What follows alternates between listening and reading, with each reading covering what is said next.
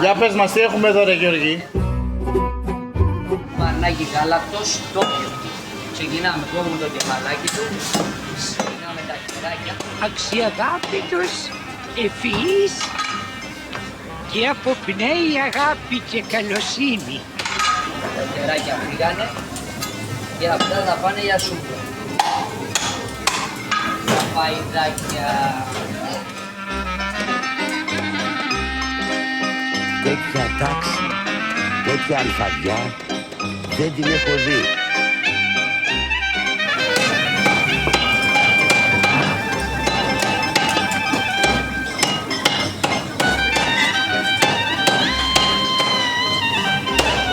Όποιος φάει αυτό το παϊδάκι θα γλύψει και τα δάχτυλά του.